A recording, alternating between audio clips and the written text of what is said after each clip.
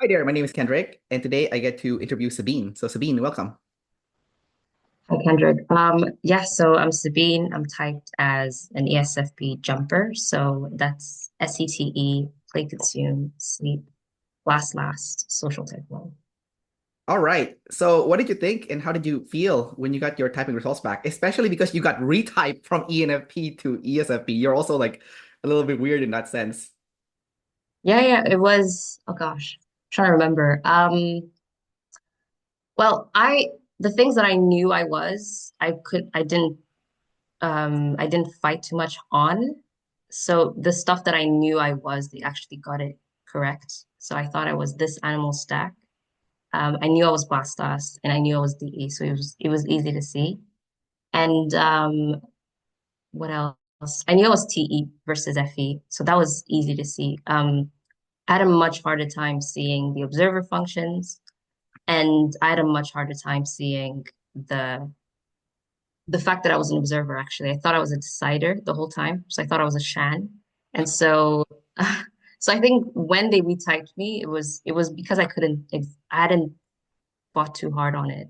It didn't really matter. Um, and actually, back when I got into MBTI, I didn't really get too much into it, but at school, my we had this career thing where I had tested as an ENFP, so it didn't feel unlikely. So I never really questioned it too much. It's only because I went in for the socials that I got retyped. I hadn't questioned it at all. Yeah. Gotcha. Okay, well, since you did get retyped and you are now SETE first, and not only that, but your first animal is double feminine, SETE. Yes. Okay. How do you personally see that in yourself now that you've have that as your first animal? How do I see SCTV? I mean, I definitely see that I'm savior play. I can see it's almost I can see the DE especially. Like I feel like I have people's perspectives in my head. For example, if I have a if I want to do something, I know who to talk to. Like if I know who not to approach, this person's gonna react this way, that person's gonna react this way. How do I make sure I get the right people on board? So I'm constantly thinking about the tribe and how I can make something sound, look, feel appealing to them. Um, yeah, I think that's probably how it is. Like even with my clients, I know if I'm working with a team of people, I know who not to like break things to, who's the most unreliable person, who's not. So yeah, I think about it that way. Um, yeah, it's just also like multitasking, maybe. I do a lot of that. I like I like distractions. I like to if I feel too well, distractions that are my choice, that are self-imposed. Um, so yeah, because if I get too sucked in, it might just take away my energy. So I like to just do things. Um, um, yeah, yeah. Earlier, you said that you thought you were a Shan, so that made me think automatically that it's because you're a social type one. Maybe that's how you related to her. Also, the lead animal, you both have play first, ST also. Same exact animal stack as Shan also. The only difference is you're a double decider, right?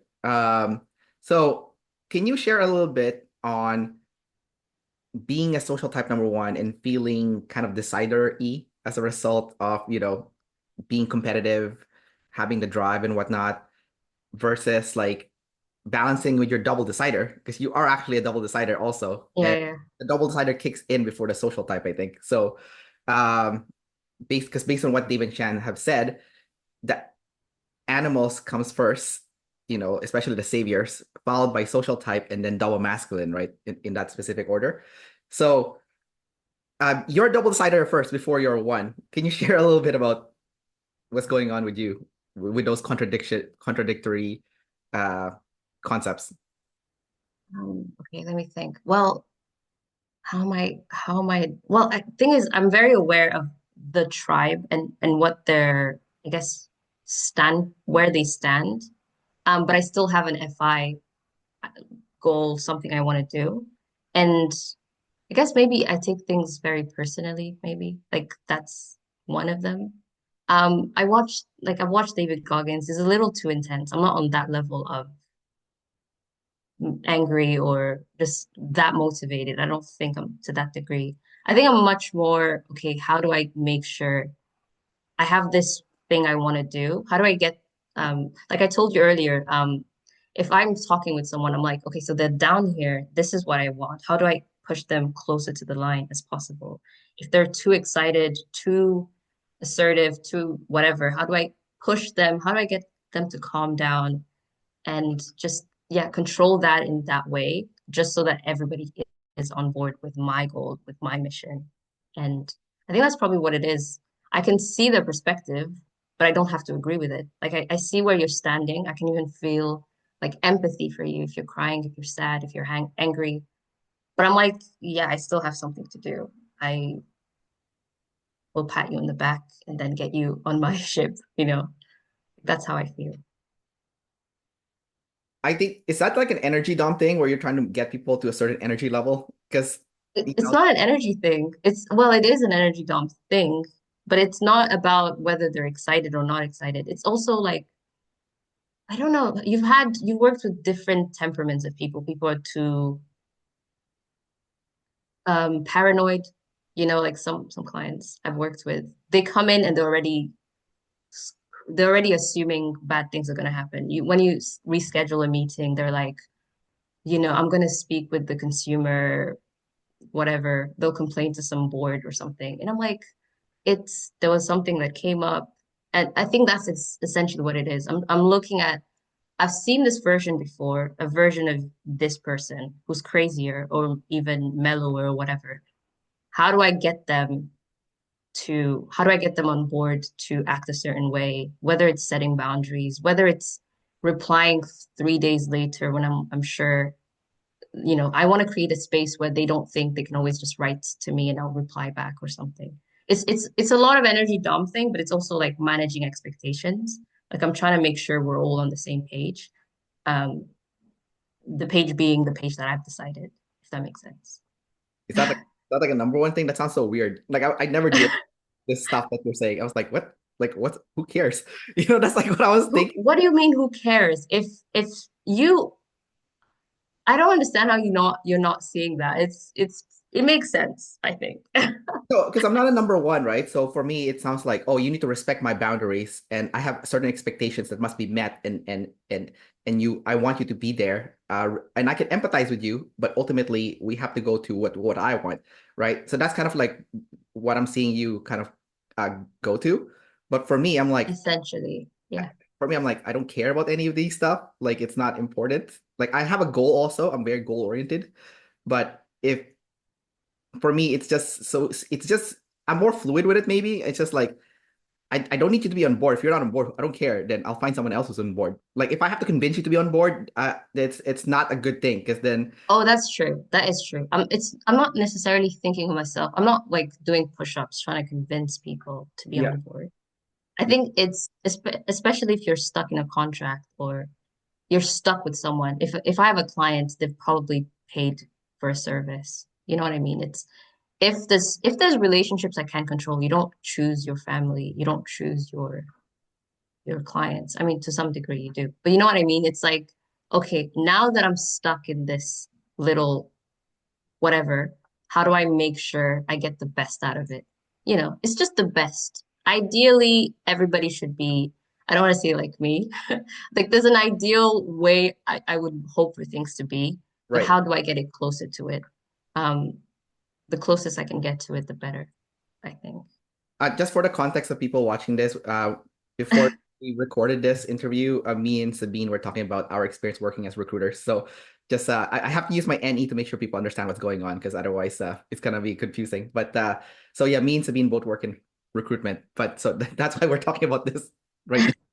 It's like a To be continuation. honest, I felt a little defensive. I was like, what do you mean you don't do this? But I guess each their own, you know, if that gets you where you want to go. Yeah. Yeah, yeah. Well, not my intention to offend. I'm just saying the number No. two, I just didn't care. I just didn't care for. I mean, like, do what you did. I'm not saying like I'm not. I don't care about you. I'm just saying I don't care about what you did. Like, I like it's like it's Oh, sure. your own methodology, right? And also, like, actually, since talking to you, oh my God, you have the most intense NIFI like I've seen for like a number one. Like, but not in terms of ego flex per se. It's like you're very aggressive at future projecting, like future projecting specifically, like the vibe especially, and like the vibe has to be like a certain way for you, because it's NIFI, Yeah. which is really good. Actually, I really like it. I like the fact that I'm talking to you and like I met someone that is super like aggressive with this. Okay. Just because haven't seen it yet, so it's new. So as an EP, I love new stuff, So right? interesting. Yeah, Okay. I mean, you've done this for a while. I'll take your word for it. I think I don't really know. Do you know what? I'm clocking myself. I think, how do I feel with this person? That's what matters. And because I know I'm gonna be offended, and I think I might project on you as well, like, oh my God, did I say that too? Did I was I too direct? Did I offend this person? Because I know I'm likely to be offended. And so maybe I am like pushing a little bit on the NF, but I yeah, don't know. yeah. I Maybe don't maybe it's a think you so. know what? No, but it's good that you're a double decider, so you're aware that this could be what's happening. Like you have that Yeah, awareness that this could be yeah, happening. yeah. So that's why I think ultimately you're still a double decider first before number one because you're still checking on yourself first. I'm like, okay, am I just projecting or not, so it's fine. And also you're very energy dom too, because like especially with the NF vibe thing, because like you're projecting to the future, how kind of like how you described it earlier, where you're in the same bubble as someone, and whenever you add someone new to this bubble, the vibe changes, right? So there's like a specific vibe that you want because of the NF sleep, right? I have SF sleep, so for me it's like the physical house itself. Like don't touch my don't put your shoes inside, or don't walk around the house with your shoes on, for example, right? Like like that's it's physical. It's not like, oh, the vibe, per se. I can pick up the vibe because I have NF consume still. So for me, it's like, oh, this person's like bad vibes, I don't want to hang out with them, so I just won't, right? But or even at work, it's like, okay, this person's bad vibes. I'll just avoid them at work. So but I don't care to control it. It's not because your sleep is it's an organizing animal, right? So it's something that you're trying to conclude. So you're trying to conclude that, this is the vibe I want. But my NF is consumed, so it's open. So it's like I'm not trying to conclude the vibe. It's just like I'm taking in the vibe and I'm like, ooh, don't like this one, avoid, right? But I'm not trying to conclude it again like next time or something. Yeah, I think I'm also being like preemptive. Like I'm preemptively planning for something. Um, so it's gonna go the way it will go, whatever our interaction, our conversation. Yeah. But if I can just narrow down the amount of bullshit that will happen, Yeah. I'm just going to preemptively tell you, like, please just don't do this, or don't do that, or please don't touch that. Don't even look at it. Don't even think of doing it. Um, just to get things out of the way. And it might not help. That might immediately cause you to think about whatever I'm telling you not to do. So who knows?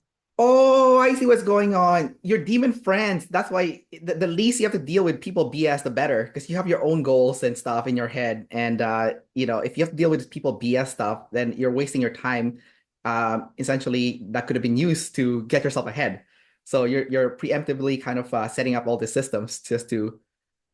I mean, I don't think I'm that like annoying, Yeah, but definitely if I can help myself set boundaries, especially if like you're an extrovert, like especially if I can just read from just interacting with someone, I can tell, oh, they have more energy in this interaction. They're way too invested, not necessarily in the interaction, but they're a little too much, just vibrations, you know?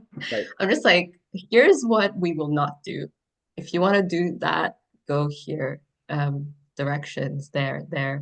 Yeah, I think that's essentially what I'm doing because I can tell I don't want to be resentful. That's essentially what it is. I don't want to hate the person. So I'll set the boundaries first. Oh, it's And just, like that thing that Dave and Shan did. They type Seinfeld, and he said the same thing. Like he'll set the boundaries so he doesn't hate the person. Like Yes, yeah, that yeah. is that is a good way to go about doing things, I think. Very interesting for sure. Very interesting. As a number, like a perspective of a number one energy dom. Um, so Seinfeld is play last though, isn't he? info dom, yeah. But for I'm talking about you, like, because Yeah. Oh yeah.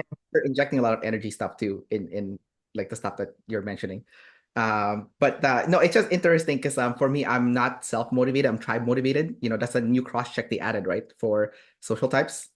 So, so for me, if I meet someone that is destroying my vibe or being annoying or whatever, that's actually a positive thing because then I know what I don't want and I can use it as motivation to go the direction that I want. So I actually need the tribe chaos to motivate me. So it's weird because I'm not self-motivated, I'm tribe motivated. So I need this, Yeah.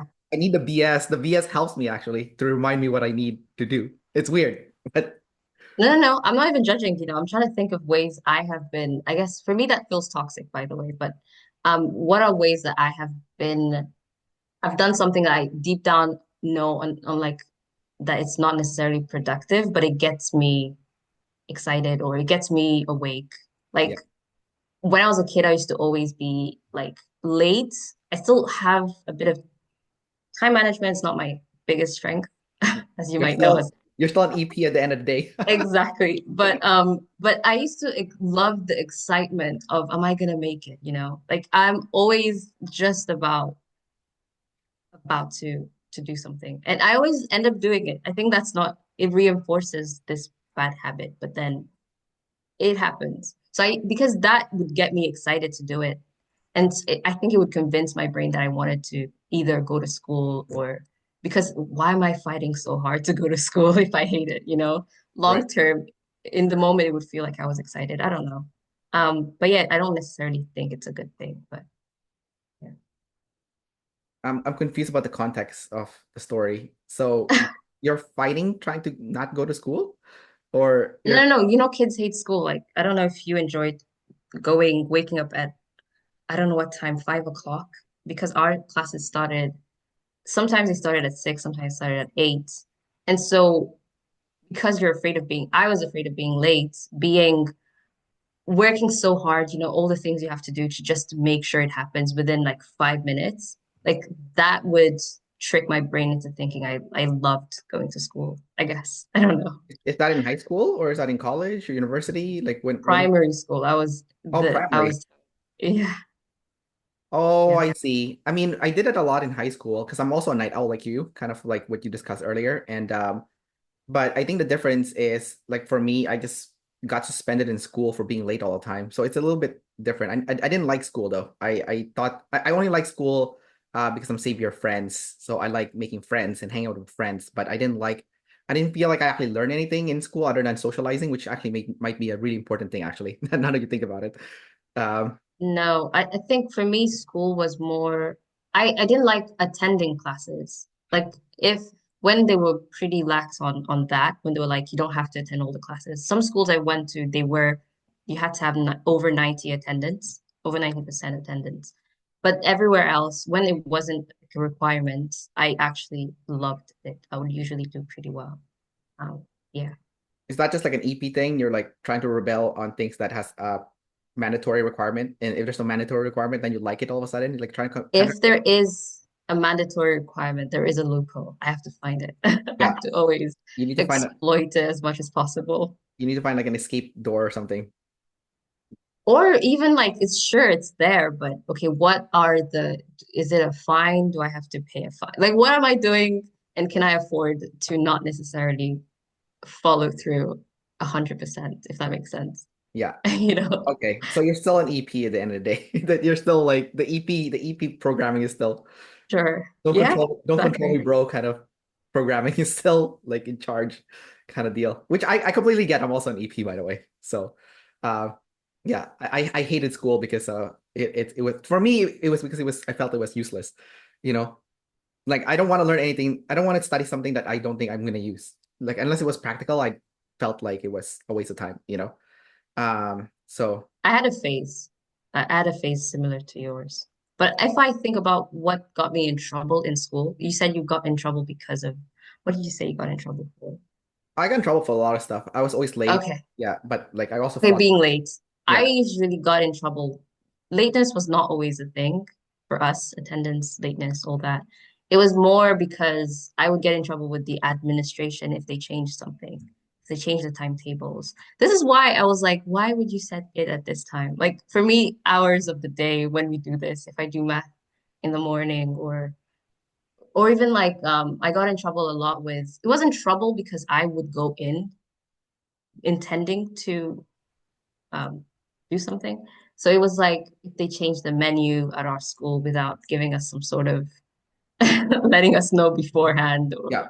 I don't know. That stuff would throw me off a lot. And I have Oh, no like dietary like problems, but it's just like, but I expected this.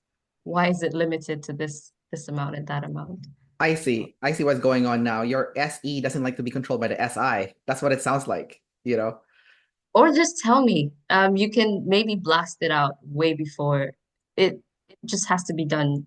Do you know what? Maybe I was because I thought what's gonna affect us, it's gonna affect me. And I'm an average Joe, you know. Imagine kids who have allergies and all these other people. I think I was having a Karen face, that's for sure.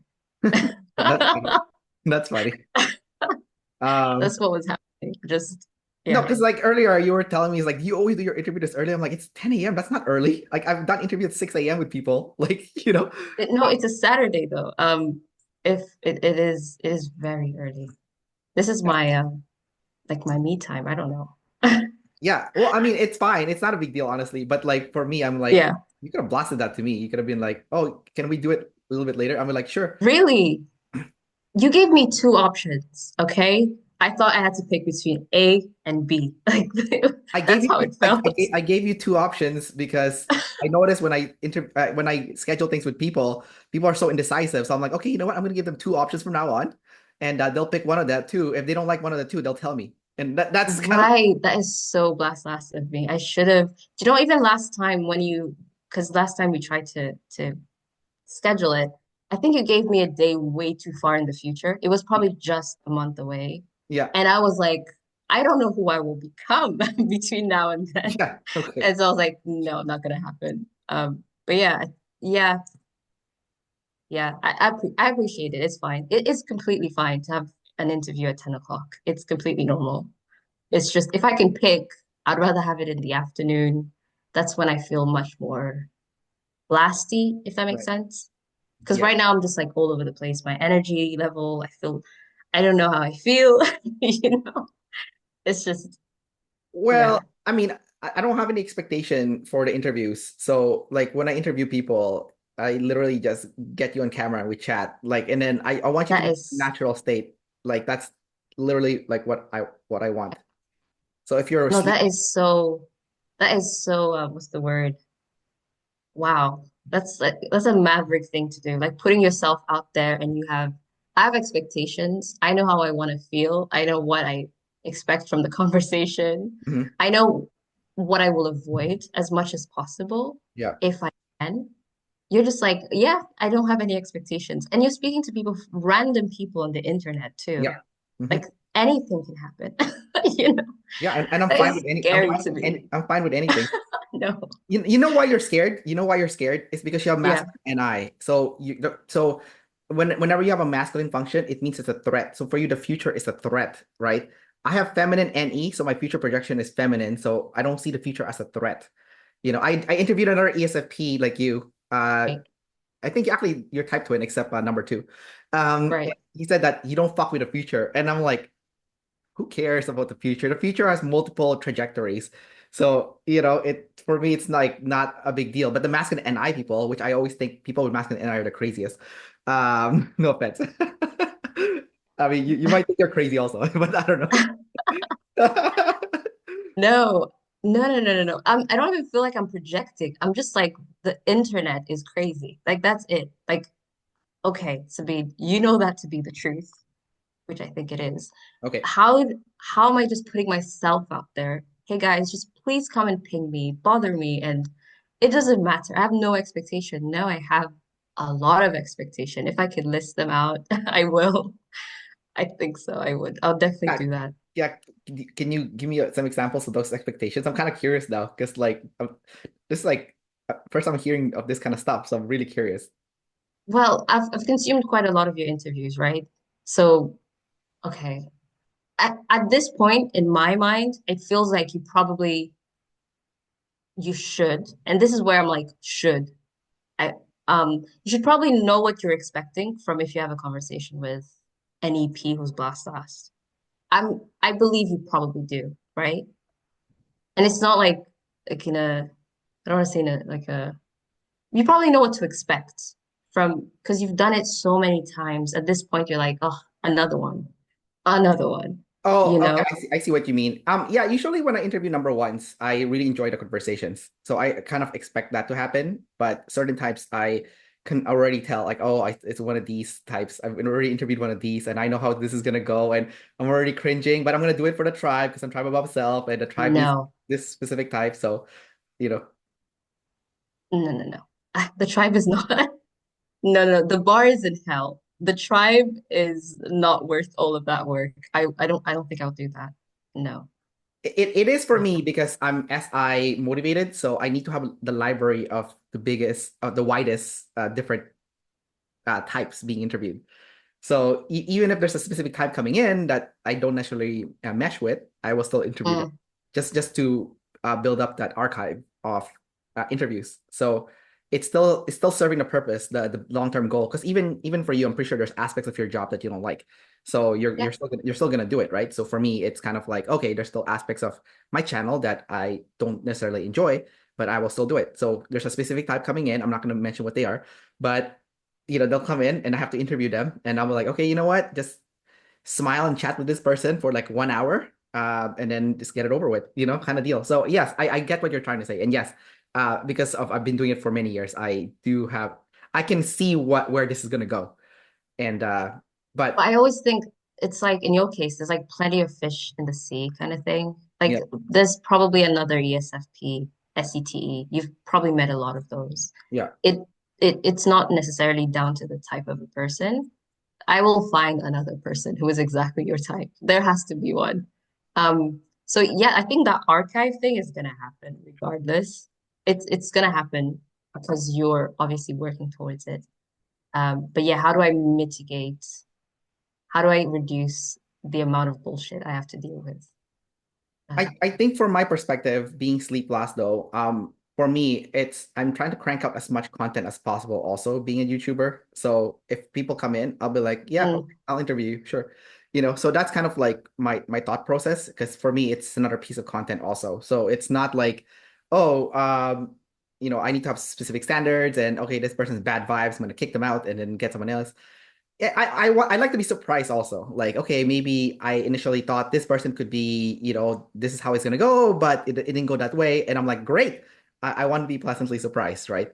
So I it's get it. not a bad thing. And I've had those interviews actually where I'm like, oh, this person kind of seems like a douche, but let's still do it, right? And then I interviewed them. I'm like, oh, you're definitely a cool person. So it's Right. so I don't want to be like, oh, I already put them in a box, and I don't think anyone wants to be put in a box before they got a chance to speak their side of things. So I guess that's my double deciding there. Oh, that is sweet. That's nice. Yeah. So yeah, I want to give everyone a chance. I want to be proven wrong. Like not everyone this type can be annoying. For example, I refuse to believe like everyone of this type, because I've had like a history of interviewing a specific type in the past, and they've all been kind of annoying. I refuse to believe they're Really. all annoying. There must be one of them that's not annoying, and I'm looking, and yeah, sometimes I am surprised. I'm like, oh, this person is the same type as that person, but this person was more annoying. This person's not. So it's not a type thing; it's a person thing. This person is annoying. Exactly. This person's annoying based on maybe how they were brought up as a kid, and and the other person is not, because they maybe had good parents, or maybe they had a hard life but they pushed through it, the hero's journey, right? And they just became more mature. So yeah, I like to give people a benefit of the doubt, is what I'm trying to say. That is true. That makes sense. I'm not necessarily judging their text messaging style because that's essentially what you're going off of in most cases. Um, but yeah, I am trying to control how I feel if I can help it. If Yeah, I can help it, I will definitely do that. Yeah. I want to ask you about being a number one though. So number ones, you guys have a lot of drive and you want to be the best, but there's different aspects of it because Shan said she doesn't want to crush people. How are you with that competition thing? Like, do you have that inner drive? Like, you want to beat people, you want to crush them, or not so much? Mm, I think I do. And I've spoken to other number ones who, when I'm speaking to them, I'm like, oh, actually, you're really nice. Like you've worked on this. Because for me, I would say if there was, I don't want to say like I'm a bad number one, but the crush people thing, I think is definitely there for sure. Um, that motivates me. Yeah. Like, um, yeah, I also feel like it's a DE thing because I'm hearing the noise of um for me what matters is not necessarily crushing people. It's just how do I control it's more like narratively. It could even be someone trying to help me. How do I say I'm like mentally, if they help me, that will take credit from how I feel about my own accomplishments. So I think even those things, like just saying, no, I don't want you to help. Don't touch, don't look at this, don't Oh, I I feel see. like that could be just that. It's just for me to have like, it's not like a checklist, but this is how I want things done. And I think if this person were to help me, for example, like one of my supervisors at some point, um, we were overhired or something, and so they had to let go of someone, and so they let another person go. And so I had this meeting where they were basically telling me like we fought for you, blah blah blah. And the whole time I was just like, no, you didn't. I do a pretty good job. I feel like I know what I do, and you did not have to fight for me. I can assure you of that. Or at least that's just how I feel. It could be There could have been in other conversations I was just not privy to, but I'm like, no, what do you mean you were fighting for me? Actually, by the way, now that I'm doing two people's jobs, let's have a conversation about Yeah. compensation, you know? Um, yeah, I think that's probably how I look at it. I'm not necessarily crushing people. I'm just trying to make sure I'm proud and I am happy with, like, I can go to sleep at night knowing I've done the best that I could have done in any given situation. Oh, I see. So I guess the part about being number one that you have the most, what do you call it? Like the area that you are, I don't know if it's the word struggling or dealing with the most is ego, because you sound like you have a huge ego that you're dealing with. No offense. No offense. I'm not trying It's okay. I'm like, huge ego. No one's ever told me that. You Yeah, have a because huge ego. everything that you said is like, oh, excuse me, you have to fight for me. I do a good job. That's ego, right? And then and then the other thing is I don't want anyone's help because if they help me, that destroys my ego because that means I was too weak to do it myself, you know. So that's also ego, right? So again, it sounds like the ego thing is the thing that you have the most, which is fine. It is what it is, right? Like number ones have ego first, right? Ego flex. But the thing is also the other thing I was wondering about is, what about the words of affirmation? Because you're number one. So number ones apparently want a lot of words of affirmation, but it contradicts with their need for competition. And the competition pretty much will say something bad about you, and then that motivates you. So you need the bad things that people say to you to motivate you, but you also want the compliment. So it's like, it's a double-edged sword because what you want will not motivate you to reach new heights, but the thing that will reach you new heights, you don't like it. So, there's Oh, like, that's interesting. Yeah, yeah. Do you know what it is? I think I might whether it's a positive thing someone said about me or a negative thing, I might over attach to it.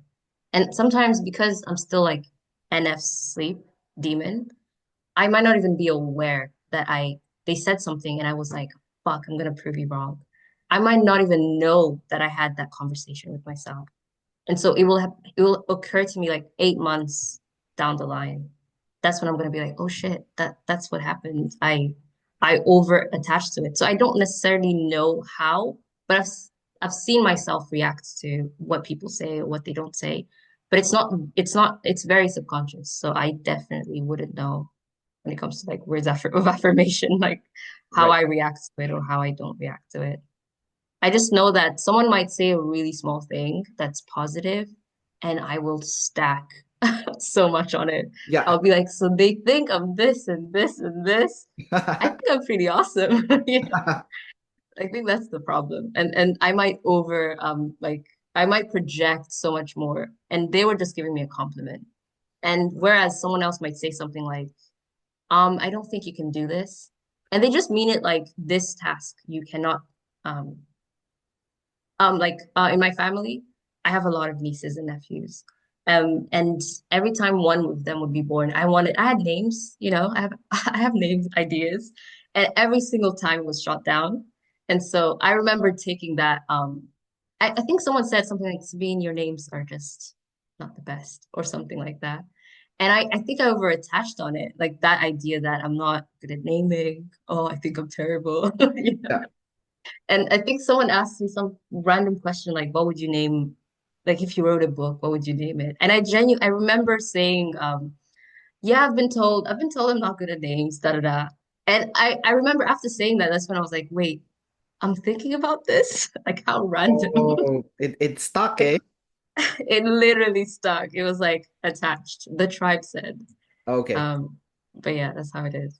Okay. I hope when I said you have a big ego, it doesn't attach. Now I feel so bad now. We'll Like find out in eight I feel months. so bad I'll now. see. I'll This write guy like in a the bad, internet said like I a have a big mean ego. post.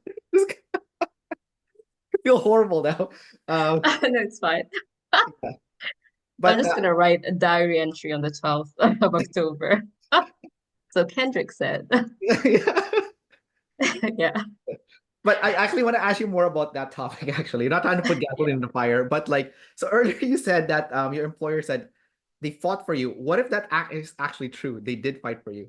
What if that is actually true? Like they did, and they were actually looking out for you because they're not looking at from like they're not trying to belittle you or they're not trying yeah, yeah, to look at you in a way that you're weak or whatnot. They're just actually looking at you as like as a friend, even though you know you're number one because the way you see yeah, things is yeah, different. But maybe they're not a one, they're a two or four, and they're like no, Sabine is part of our team. We really want her here. So we're gonna fight for her to stay here. Maybe it has nothing to do with your skills when they were removing people. It was completely maybe it was like a department they're trying to phase out or something, right? Something outside your control, right? So what if they did fight for you? How would that make you feel like knowing that someone went out their way to help you and then you just kind of flat out rejected the idea that someone came to help you? Like it was all you, that there was no yeah. team? Like how do you make how does that make you feel? Like all I those think, you know what? It could be that they actually had a lot of points to to show that I was in fact needed or whatever. But it's the framing of it. I just don't think it was. I'm like, it must have been an easy. Like I hope it was. I don't know. Maybe it's also like I'm TE. So I'm gonna be really honest. Like I am looking at people. Like I'm looking at your work too. I'm looking at the other person. Yes, I think they were when I think about it, I think they were some sort of sleep last person. So they were definitely, I would say, much more productive when it came to work. I remember thinking, oh, this person does pick stuff up way faster than I do. They're much more comfortable with getting through the training because we were getting trained at that point. But I was also like, I go over and above for the tribe. So even if I am slow, I'm tracking, this is what this person needs. I am tracking who's completely useless. I am looking at these things too. Like who's taking too many breaks? That's interesting. Like you can do that. I don't know. Like it's a subconscious thing. yeah. This person, I think they were like, I don't want to say they were like a three, but they had this like mindset where they were, when the clock hit at this time, they were out, you know? I was like, if I can do extra, I'm gonna do it. So I genuinely felt like I see why this person would be, if you want them on your team, by all means have them. But Yeah. if you had to pick, I would still pick myself. I feel like I would vouch for myself. Or I'm like, you didn't do a good job if you failed. If you were defending me, you have to do better, sir. Like that's how I feel.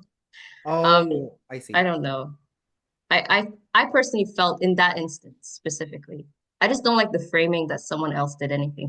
The way it was framed made, I think also it was just a conversation, right? It was not it was a conversation that someone in leadership is gonna have with me because someone just got let go. Am I gonna consider leaving? it could create bad vibes, all of that. He's so essentially this person was trying to make me feel like you're welcome, you're part of the team. Don't worry, we're not doing anything crazy. It could just even be that conversation. You might not have even had to fight for me, you know? Right. It doesn't matter. What matters is he told me that he had to. And now I'm like, what do you mean you fought for me? Wait, how bad was this fight? You know, I don't know. It wasn't, I didn't like the framing of it was framed in a very terrible way. I just didn't like it.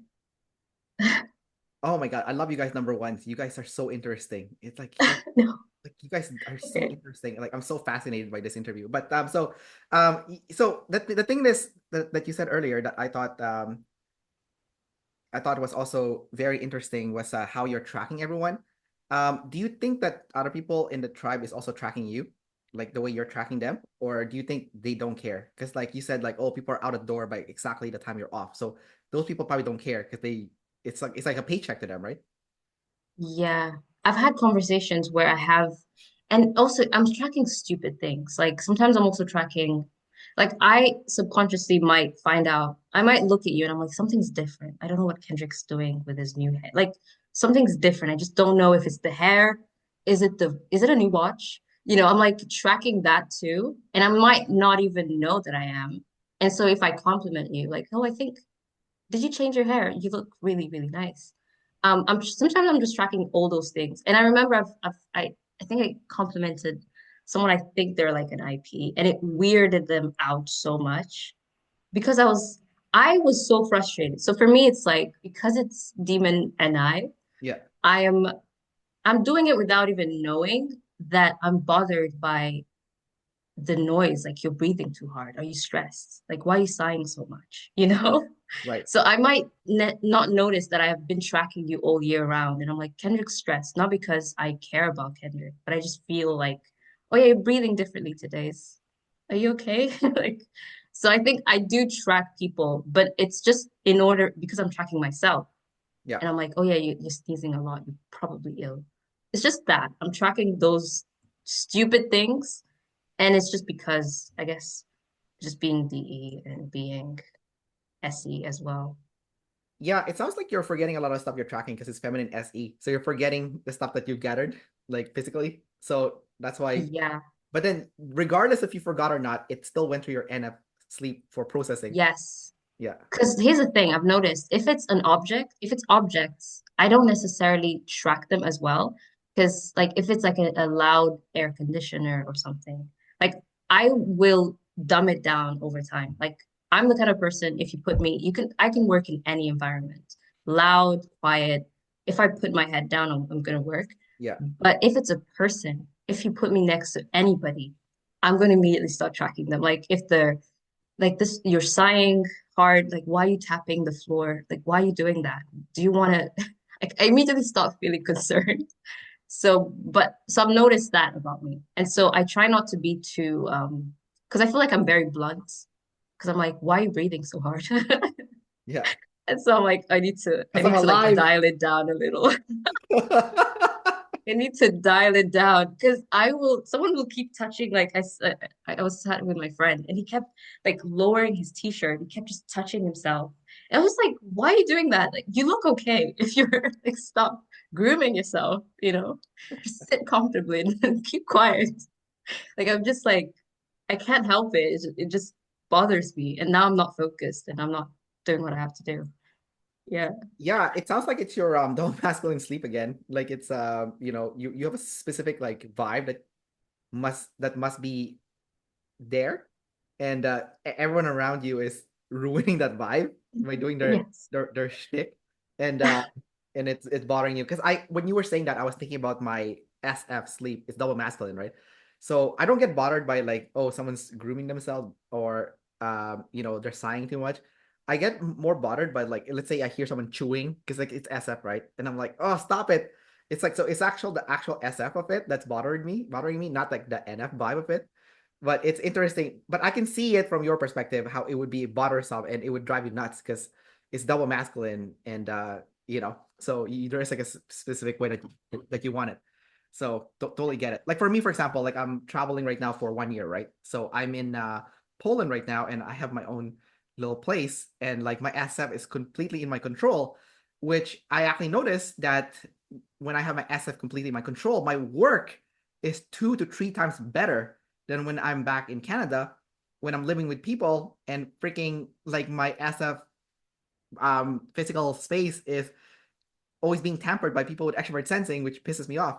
So, like no offense, but like, it's just like a weird thing. But like, so like my production for my YouTube channel and whatnot is not as good. And then I'm like, it's really bothering me. So, and I'm not a number one. I'm not doing it to like, hey, I'm gonna crush people. I'm gonna be number one. I'm gonna be the best. Like for me, my goal as my specific type as a YouTuber, number two, is consistency equals freedom, right? Because like as an EP, the biggest enemy is consistency, right? Not being consistent with your work. So for me, it's like, okay, I need to be consistent. There's a reason why I'm still the interviewer guy for OPS after all these years, is because I'm consistent. I am. That's why earlier you're like, oh, why would you interview someone that is ruining your vibe? I'm like, I have to be consistent. Consistency wins the game. It wins the game. And for me, and I'm not trying to beat anybody. I'm trying to beat the demon, the EP that is telling you to channel change. I'm trying to beat that mofo. I'm trying to beat that person. I'll be like, you know what? You're not gonna. I have a dream. I have my FI dream, and the only way I can beat that is if I be consistent. So for me, I'm trying to. It's a battle against self. It's not a battle against the tribe. Okay, my ego is third, right? Like it's not missing, but it's not like first like yours. So it's there. And but like I noticed with myself compared to you as a number one though, is like for you, I noticed, okay, you're very sensitive to competition and whatnot. But for me, I admire people first before I see them as competition. So when I see someone that's doing a lot better than me, I'm like, oh, wow, they're doing really great. I admire them. But the moment they shit on me, they're competition. Okay, so you have to attack me first. If there's no attack happening, and I just admire you. Okay, but if there is an attack, now you're competition. I put you in that box. But if you apologize later on, then you're not competition anymore too. Because I forgive people really quickly too. So it's that, right? So yeah. That's that's so interesting with the forgiving thing because I'm like, you masculine FI. That I don't think I don't forgive people. I I'm already it's, yeah, I don't forgive people. Actually, that's the easy one. Yeah, no, but Like, no, I yeah. don't if they don't apologize. But if they apologize, I'm done.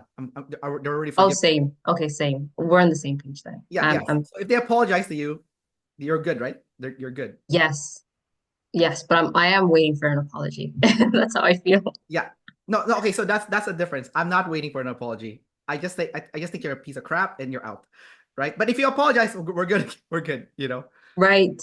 Do you know what I do? Like I think I do block people. So maybe whether or not I'm waiting, it's just sometimes I'm just like, you're blocked or you're archived or like it depends how I feel. If I can look through my contacts, Yeah. I'll just like start removing people, Um, yeah. You know what's funny is in Vancouver, in Canada, where I live, I did an OPS meetup and everyone that came was FI. Everyone was FI, and everyone had masculine FI. So we were talking about the masculine FI trash box where we put people in trash bins. And then everyone Yes. everyone agreed that there is a trash bin for people. It's like, oh, I don't like you. You're in this trash bin. Oh yeah. Sometimes I just go through my phone just to see like, oh, what's up with this person? And I'm like, oh shit, I blocked them. What happened? So but yeah, I usually know if I block someone, but sometimes I forget, you're like, wait, where are my contacts? What happened to this and this person? Or oh shit, all my archive list just got, disappeared randomly. Yeah. So yeah. Yeah, you sound like you still have lots of observer problems. Like it's still like the biggest problem. Like Oh yes. Yes, we do not need to talk about it. But yeah, no, I do have a lot of observer problems like all the time. I lost my phone, so this is a new phone. Yeah, yeah. And so I noticed with you though, even though you're blast last, you actually blast pretty good. You're pretty well spoken. I have noticed with number ones, it's not as huge of a problem because I when I interviewed Dave, I said to him that number ones seem to do whatever it takes to succeed, even if it means using their last animal. Because they did a video on Cody Sanchez, the number one INTJ, who's consumed last. She will Yes. consume she will consume even though she consumed last because she knows that's what's needed to get ahead to become number one, right? So in your case, you're very well spoken. So I'm like, you're not like stumbling on your words. You sometimes you forget what you have to say, but I think that's like a feminine sensory thing. Oh yeah. I have a really, really bad memory, like working memory. It's pretty bad. I have to write things down. It's I forget words and then I get annoyed and then that's like a whole like it becomes a whole thing. But yeah, very bad memory. I am curious though, when do you use your NT blast last? Like when does it come out? Where you specifically, so I mentioned earlier you're well spoken, but you're well spoken in a sense of conversational. I when do you organize your known information though and present it to the tribe as a solution because it's NT? When does that happen? Do you do it at work? Have you done it before? Have you read like a bunch of books, came up with some solutions for specific scenarios, and then deployed it? I think so I always feel like my blast is still very much the biggest struggle. Like when I look at the reason I thought I was a decider, I do have a lot of tribe problems. And usually they come out of me not blasting. So me not even like the tiny things, like I could have, for example, asked you to adjust the time. It's those small things that if if it happened recurringly, I'll just realize I'm upset about something. And it's not a big deal. Like I'm just upset, you know? So I usually find that just even doing the sleep processing and then realizing, oh, this is why my productivity is low. It's because I'm upset about the most random bullshit. That's what's upsetting me. So I usually find that if my emotions are in the right place, blasting is not usually a problem. Um, One, you mentioned you're much more productive because you were traveling now and your people are not meddling with your things and all that.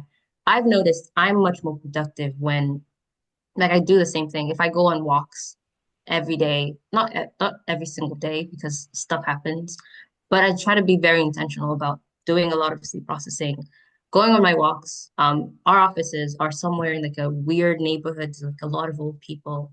So if I walk around old people, I'm just looking at them, I'm looking at their little pets, you know.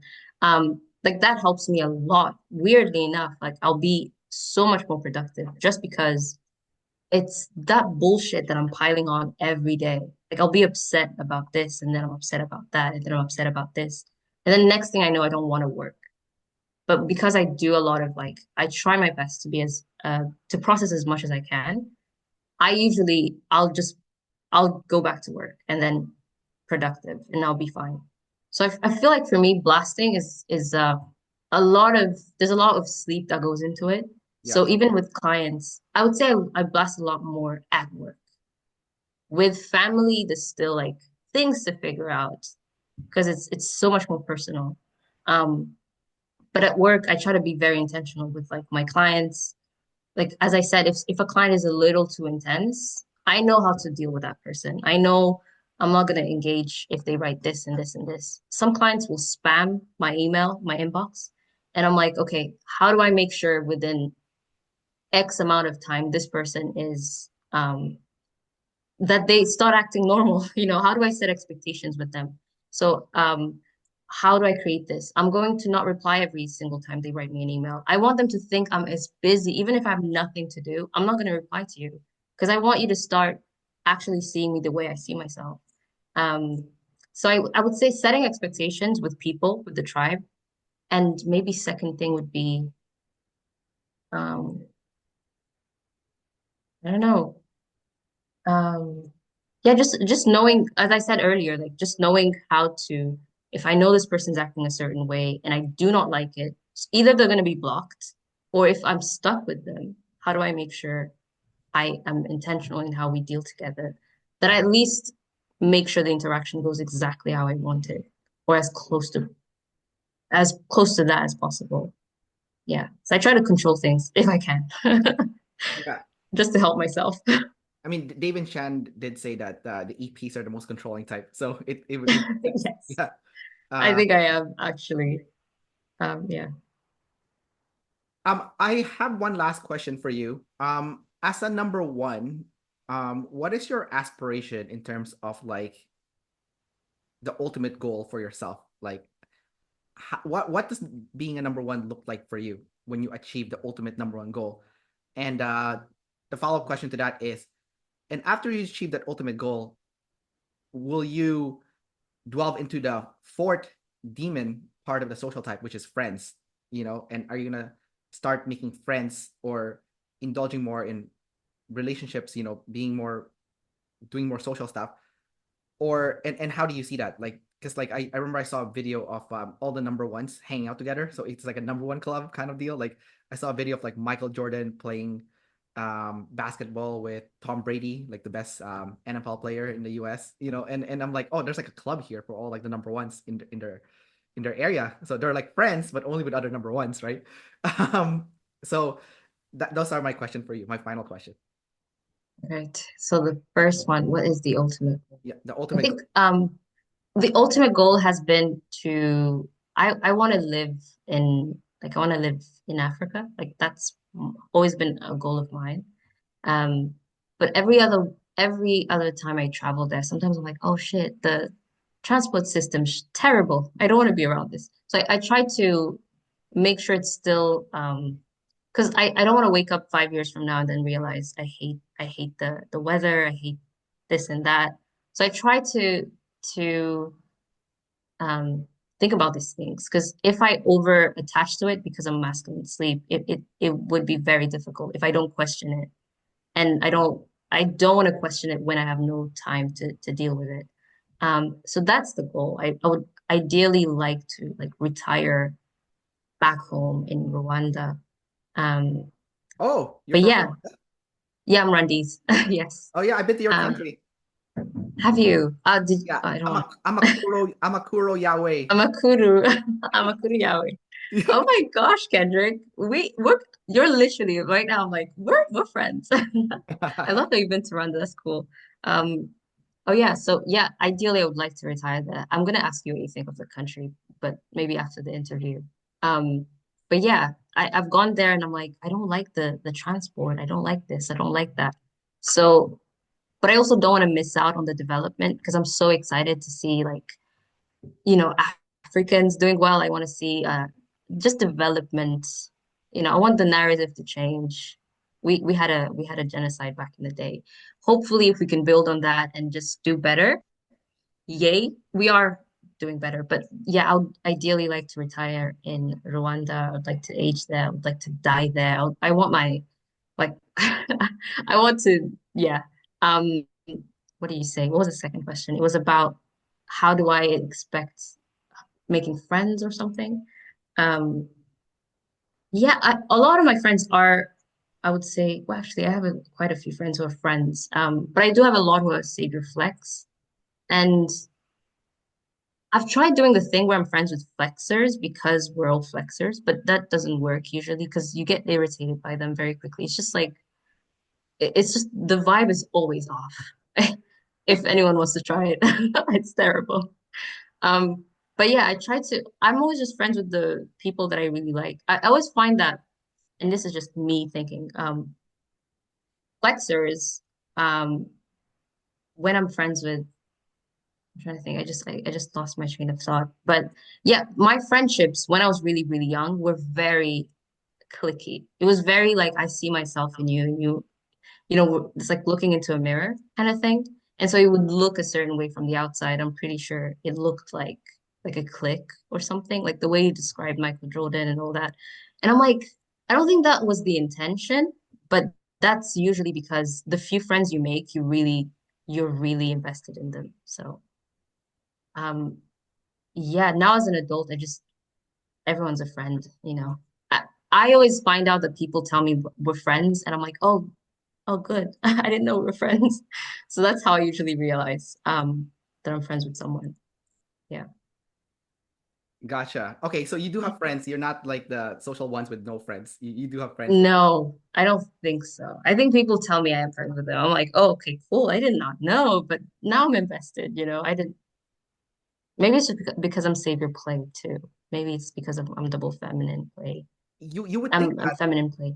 You would think that, but I've interviewed people who are number ones with who are savior play, double activated even, and no friends. So it's interesting that there's different aspects of number ones that every number ones have that is different. Like I've also interviewed another girl who's also from Rwanda, by the way. Uh, Yes, you just I've met been her? in such. Oh, we know each other. Yeah. okay, okay, cool. But yeah, that was a good interview too. But you guys are different. You guys are very different, even though you're both number ones. You guys are not the Please same. tell me what is the difference? What do you think is the difference? I might know some things, but what do you think from Um, your I think my interview with her, I think she's more professional in the way she talks. So she's more on the image projection side of things, while you are more attached to the ego side of things. That's the biggest one. right? Yeah, Okay. because I didn't see the ego as she. I mean, obviously you're both number one, so you both have the ego and the image as both of high importance. But she seems to have the image side higher importance than yours.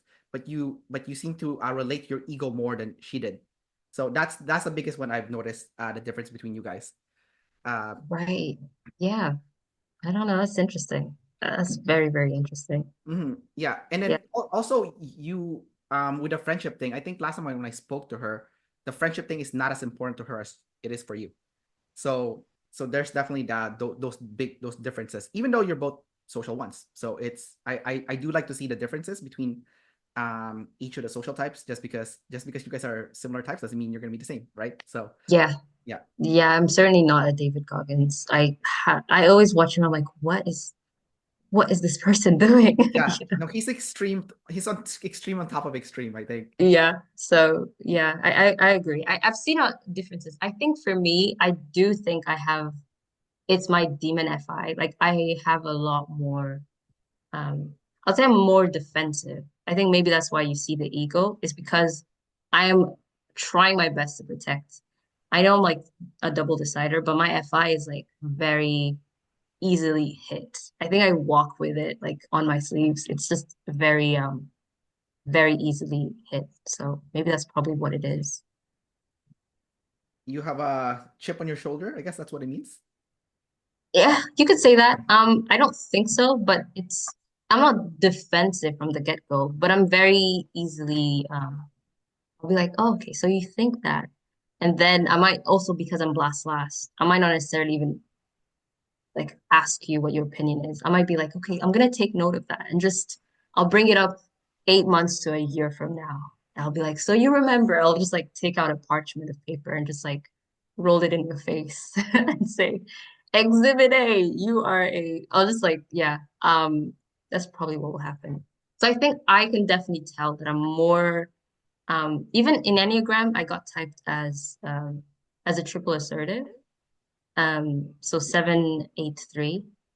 So I did not have that image of myself. I also did not have an image of myself as a number one. So it's since I got typed, I'm like, oh, now I'm seeing it, but I didn't see it at first. I always just see my generalist coin. Like that's the most clear coin for me. Why are you a seven first? You're not a three first? Oh, because well, I don't really know. But I don't think the Enneagram and OPS are there's like a direct because there's a lot of like Beyonce's a lot of people are typed as nines in the Enneagram, but they're social type ones in OPS. So three, eights, nines, it might fall. There's no correlation. I've tried to track it, but I don't think that's it's like that clear. There's a lot of correlation. I've tracked it too. So Yeah, there's tons. I But don't think in my case I've not seen it, but yeah. yeah.